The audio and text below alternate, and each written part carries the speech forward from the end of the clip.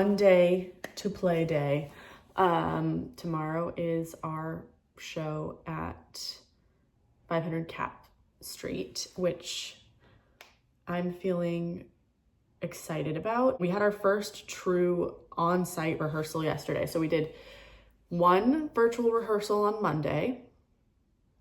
And just like for context, the last video I uploaded was last Wednesday. So a week and a day ago. So finished the play, sent it out, it's fully cast now.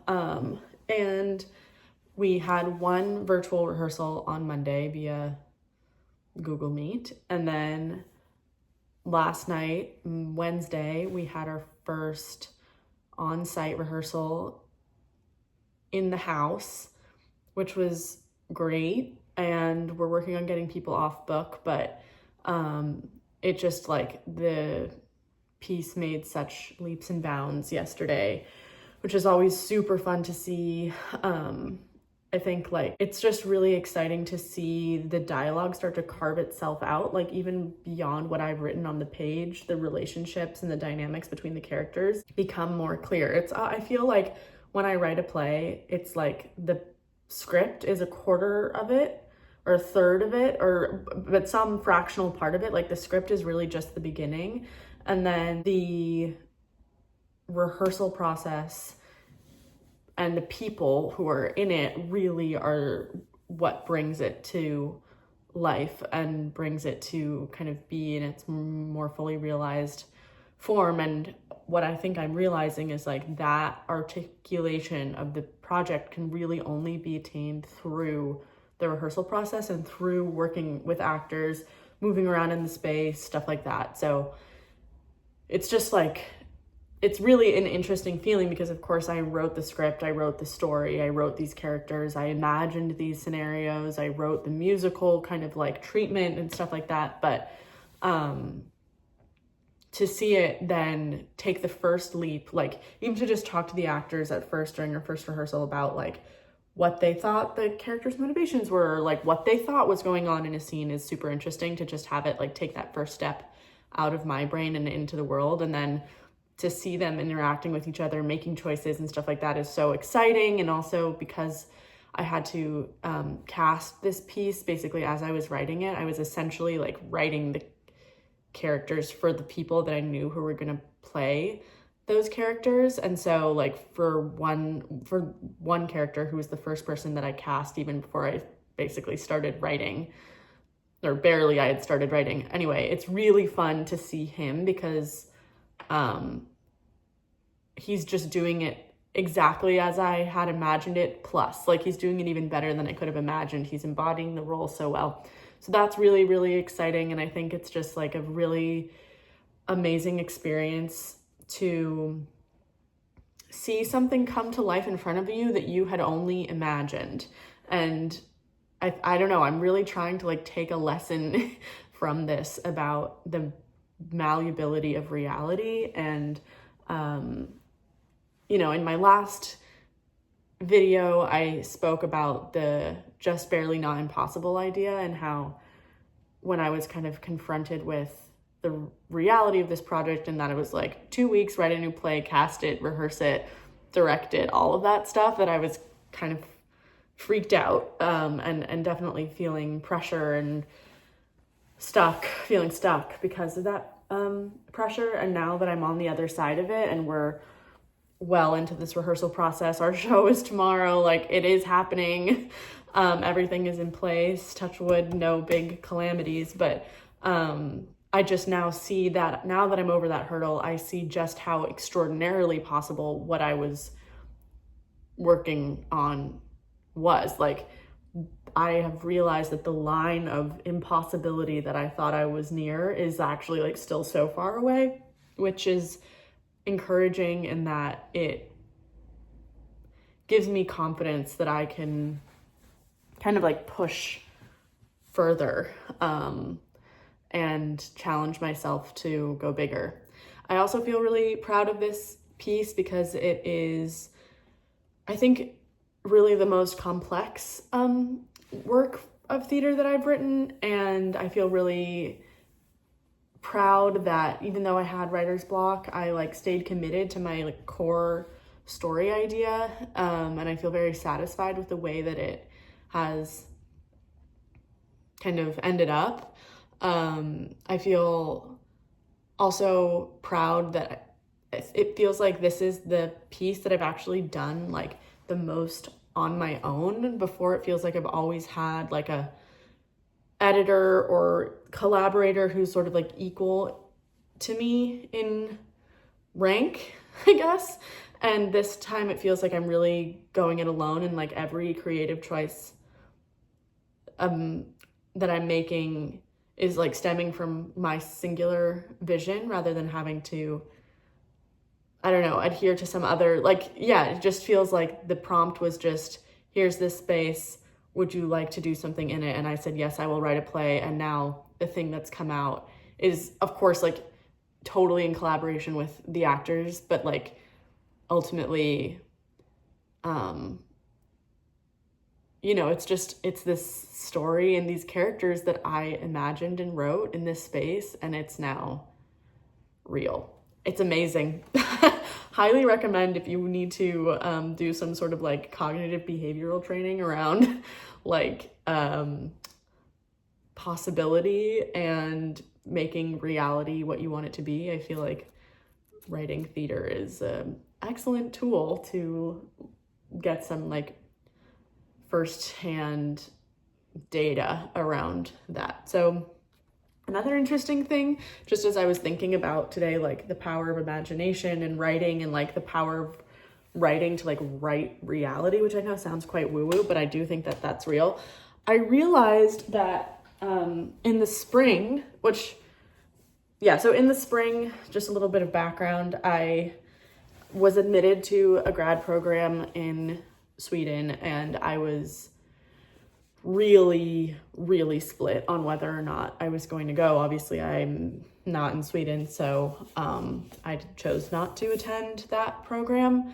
And one of the things that I did to try to make my decision was that I went to see The Visitors, Ragnar Kjartansson's The Visitors, which was installed at SF MoMA from like 2022 until maybe a month and a half ago. And I liked to use that piece as a sort of like emotional compass. And so I went to the museum, I watched it, and then afterwards I was really feeling like, I'm not ready to leave San Francisco yet. There's all these things that I haven't done that I want to do. And I wrote in my notebook, which is like kind of everyday notebook where I write to-do lists, but also like, I don't know, you can kind of see to-do lists, but also like creative note-taking and stuff. But after being at the museum, I really felt like, oh gosh, like I don't want to leave San Francisco yet. I feel like I haven't finished doing what it is that I want to do here. And one of the things that I wrote down was David Ireland House Sing Through, which is that I wanted to do, and I still want to do something with like a chorus, and that was one of the initial things that I thought about with this. But anyway, that was like probably mid-April that I wrote that down.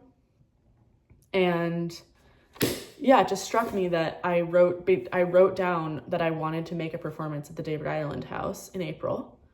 And now it's the end of October, and it has already happened. That's one crazy thing, is that it's already happened and maybe like took 6 months.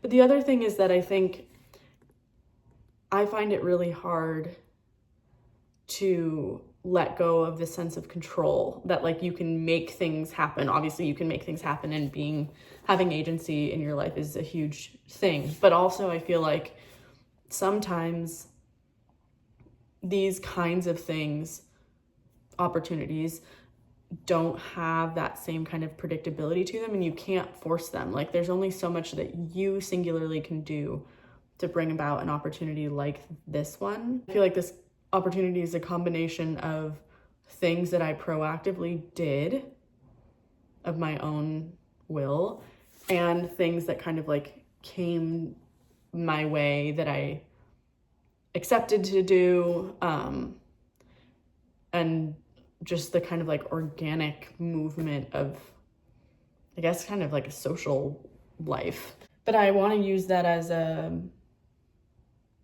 double lesson to myself that like there's no sense in agonizing over when something you want to happen will happen, because you don't know how close it already is.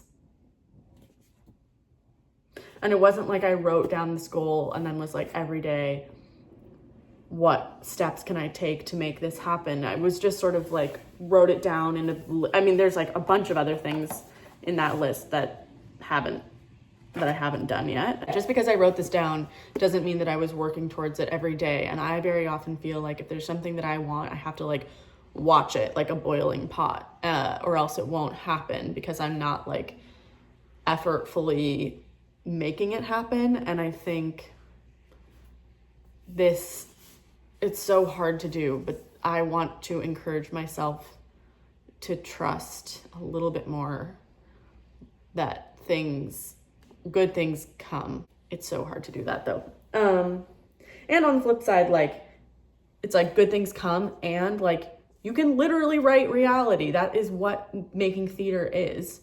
And if I can do that, then what else can I do? Anyway, now I'm gonna insert some clips, very short clips from our rehearsal last night.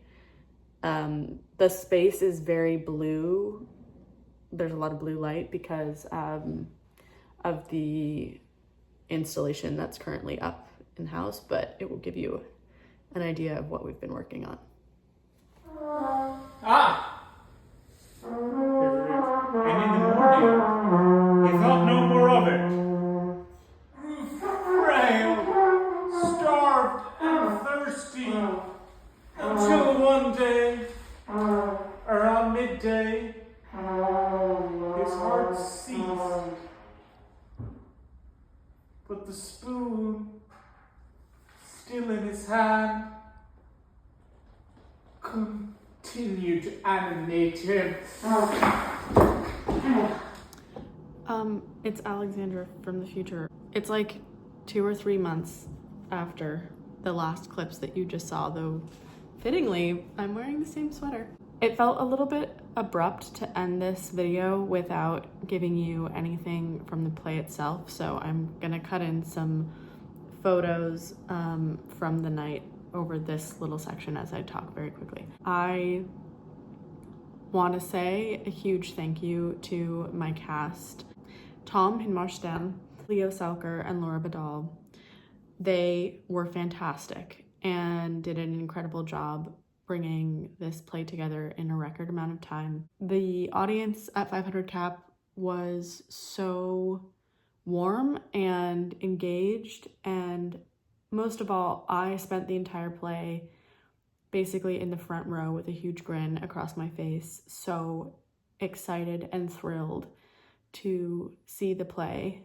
And I think that is perhaps the best sign of all, is that even though I had seen this multiple times, even though I had literally conceived of the play, I think I was just absolutely enraptured. It was just a really, really impactful night, and something that definitely feels like a distinct point on my way to somewhere.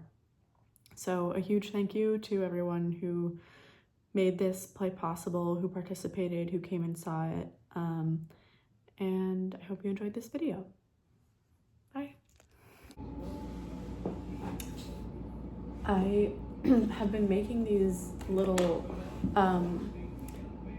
ink paintings using Sumi ink that I've literally had this bottle since I was a sophomore in college that I got from Daiso. Basically, I wanted to make little thank you cards for the actors in the play, because they're not being paid and they're just totally doing this of their own good heart and free will. So I've made them each just pencil sketch the minute that you actually cannot see, but I'm gonna paint these cards now, and they're each a unique image that relates to their part and their character. So that's what I'm gonna do now.